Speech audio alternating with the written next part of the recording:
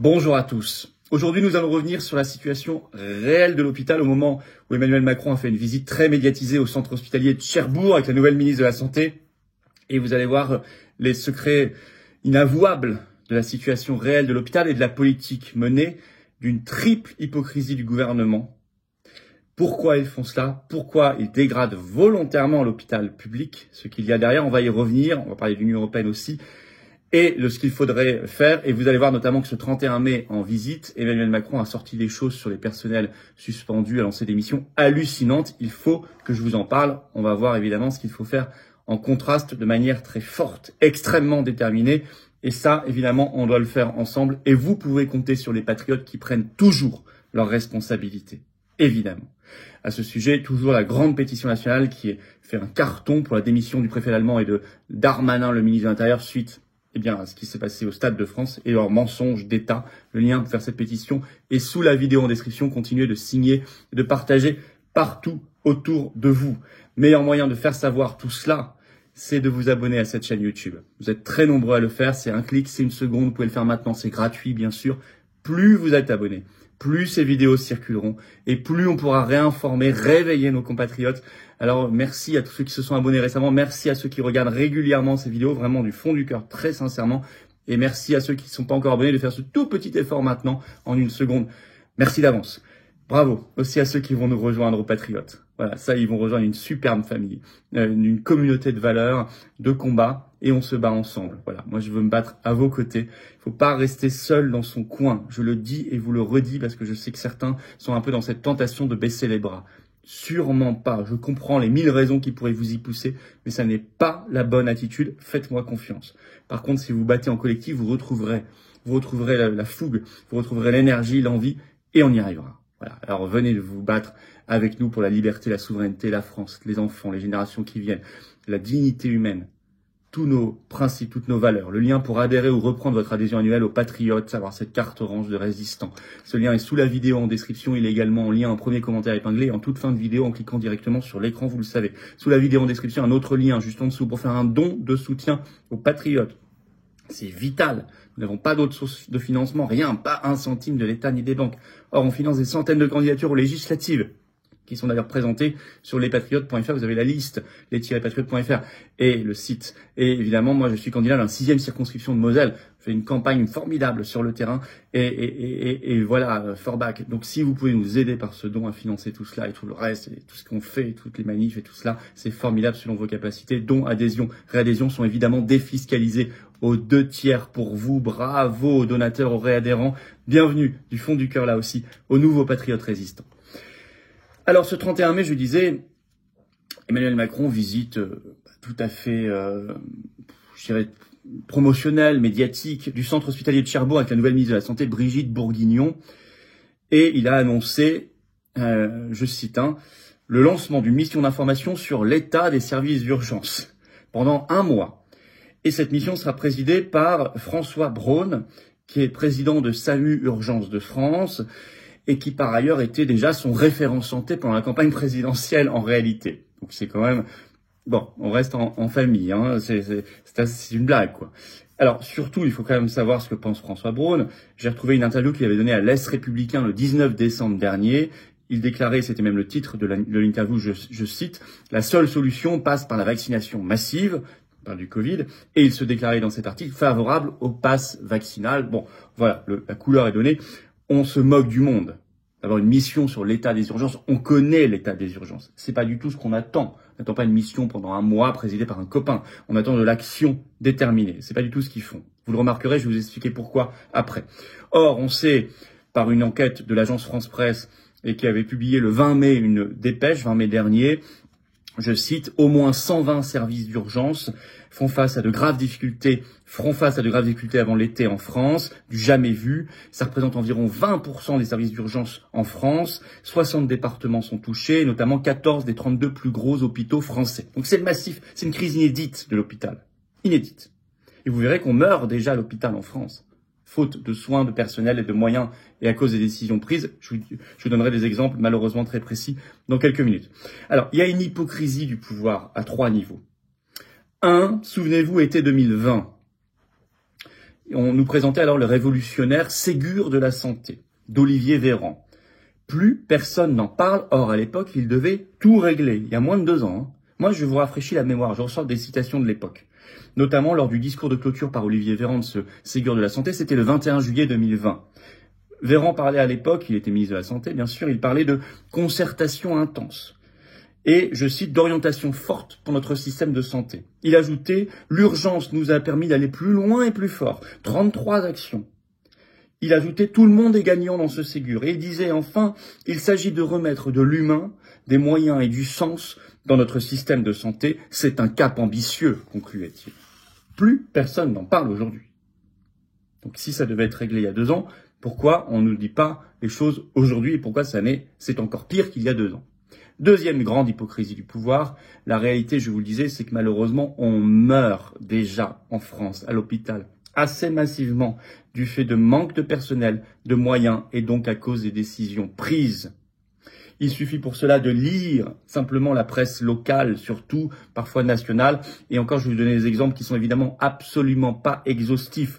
Déjà, le 7 février 2020, article dans l'Express, le titre « Décès aux urgences depuis 1 an, ces nombreux cas qui illustrent la crise ». Et je vous cite le tout début. « Depuis plusieurs mois, l'article, je cite l'article, des cas de patients ayant perdu la vie alors qu'ils venaient de repartir des urgences ou s'y trouvaient encore ont projeté une lumière crue sur la difficulté de ces services à faire face à l'afflux de patients. » Autre exemple plus récent, France 3 Grand Est, 31 mars 2022. Je cite le titre. Strasbourg, mort d'un homme aux urgences de l'hôpital. Le délai de prise en charge mis en cause. Et je vous cite l'article. Jeudi 17 ou vendredi 18 mars, un homme atteint d'une hémorragie digestive est décédé aux urgences, faute de prise en charge assez rapide, selon Sébastien Arscott, médecin urgentiste au nouvel hôpital civil. Fin de citation. Autre exemple malheureux. Paris Match, 4 février 2020. Une petite fille décède. Je vous cite également un bout de l'article. Il y a 1 mois, la petite Lou, 11 ans, est décédée d'une péritonite à l'hôpital Necker. Ses parents incriminent la négligence et l'incompétence des médecins qui l'ont prise en charge aux urgences et alertent sur la dégradation de l'hôpital qui mit la vie des patients en danger. Plus récemment, très récemment, article de RMC du 27 mai dernier, je cite le titre. « Mon mari est mort tout seul comme un chien aux urgences. Le témoignage glaçant de Claudine. » Et c'était à l'hôpital de Rambouillet après 11 heures d'attente. C'était le 17 mars dernier. Voilà. Quelques exemples dramatiques.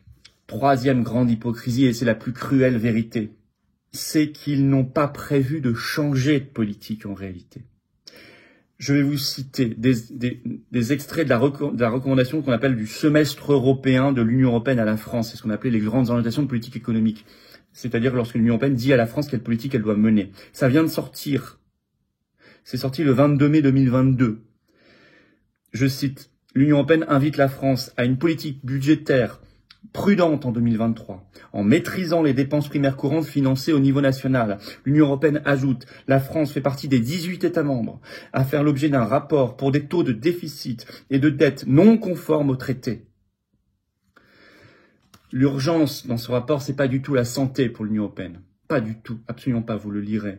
C'est de réduire les déficits et de mettre un tour de vis en 2023 budgétaire. Ça n'est pas compatible avec la situation de l'hôpital. Et d'ailleurs, la preuve qu'ils n'ont pas l'intention de changer, c'est que déjà sous Macron, entre 2017 et 2020, on attend les chiffres plus récents, pour l'instant on n'a que cela. Macron a fermé, ses gouvernements ont fermé 17 600 lits à l'hôpital, soit 4% des lits. Ça, ce sont les statistiques officielles du SAE, c'est-à-dire statistiques annuelles des établissements de santé. Il en a fermé 4300 en 2017, 4200 en 2018, 3400 en 2019, 5700 records en 2020, en plein Covid. Par ailleurs, les personnels soignants suspendus, les 15 000, le sont toujours. Et s'ils voulaient vraiment agir, ils les réintégreraient immédiatement. Or, ce 31 mai, à Cherbourg, Macron vient de dire exactement l'inverse. Il vient de dire ceci, je le cite. La réintégration des soignants non vaccinés n'est absolument pas une réponse. Ça, c'est ce qu'il a dit hier. Alors pourquoi agissent-ils avec tant d'hypocrisie, malgré la situation dramatique? Parce qu'ils sont dans un projet de privatisation déguisée de l'hôpital public. Et parce que ils sont dans un projet civilisationnel d'assumer une santé à 2 vitesses. Pour certains, la bonne santé, le bon système de soins, si vous payez, si vous avez les bonnes entrées. Pour d'autres, la pénurie de santé. Comme pour les mêmes, il y aura la pénurie de liberté, la pénurie d'état de droit, la pénurie de démocratie, eh bien la pénurie de santé. Privatisation déguisée, donner le marché de la santé à leurs copains. Grands fonds de pension, BlackRock, etc. Et vous connaissez les accointances de ce milieu-là, de cette clique-là, avec ce capitalisme hyper agressif, mondialisé. Alors que faire? D'abord, faire savoir l'imposture. Faire savoir l'imposture. Faites circuler notamment cette vidéo. Abonnez-vous à cette chaîne, ça permettra de mieux faire circuler. Dès maintenant, ça prend 1 seconde, c'est un clic. C'est un bon moyen de le faire, un excellent moyen de le faire. 2, vous avez bien compris qu'il y a une énorme problématique de l'Union européenne. Il faut sortir de l'Union européenne. Frexit. Nous le disons très clairement, nous avons un nouvel exemple très concret pour l'illustrer. 3, il faut aller au cœur du problème, et notamment sur les conflits d'intérêts horribles, terribles. Les mettre à jour et les traiter. Et faire en sorte que les responsables et coupables paient. 4, qu'est-ce qu'un bon système de santé? C'est un système de santé humain. C'est un système de santé pour tous, c'est un système de santé où il y a une bonne formation des personnels soignants, c'est un système de santé où forcément c'est plus attractif pour les soignants grâce à de bien meilleures rémunérations qui doivent être une priorité nationale. Et là, quand on a été capable de mettre des centaines de milliards d'euros dans les confinements, les couvre-feux, les passes pour le Covid pour rien, on peut en mettre quelques-uns, quelques milliards, pour les personnels soignants. Par ailleurs, il faut remiser sur le médecin de ville. La proximité, les premiers soins, pour désengorger l'hôpital et notamment les services d'urgence. C'est exactement l'inverse de ce qu'ont fait Véran et Macron jusqu'ici, où ils ont bridé les médecins. Voilà quelques axes très importants. Venez vous battre à nos côtés en vous abonnant à cette chaîne YouTube, je vous l'ai dit, et également en nous rejoignant aux patriotes. Je ne peux pas y arriver sans vous. Nous sommes un caillou de plus en plus gros dans la chaussure de l'oligarchie, mais nous ne sommes qu'un caillou, nous n'avons pas les moyens de l'oligarchie. Il faut nous rejoindre. Il ne faut pas rester seul, il faut nous rejoindre. Moi, je veux me battre à vos côtés pour des très belles valeurs, notre beau pays, notre belle humanité. Le lien pour adhérer ou reprendre votre adhésion annuelle aux Patriotes, c'est le même lien. Il est sous la vidéo en description. Il est également en lien en commentaire épinglé dans quelques secondes en cliquant directement là ou là sur l'écran. Sous la vidéo en description, un autre lien, je vous l'ai dit, pour faire un don de soutien aux Patriotes. C'est juste vital puisque nous n'avons pas un centime de financement. Donc comment voulez-vous qu'on fasse si ce n'est grâce à la générosité et l'action de ceux qui aident? Bravo vraiment du fond du cœur à eux, notamment pour financer nos centaines de candidatures législatives. La liste est sur le site des Patriotes. Moi, je suis dans la 6e de Moselle, Forbach, Frémin, Sirin, Toulouse. Formidable, magnifique. Circonscription, 3e candidature. Et on se bat. Si vous pouvez nous aider en faisant un don aux Patriotes, selon vos capacités, c'est formidable, sachant que c'est déduit des impôts aux 2 tiers, comme les adhésions et les réadhésions, bien évidemment. Bravo aux donateurs et aux réadhérents. Bienvenue aux nouveaux Patriotes. Vive la France.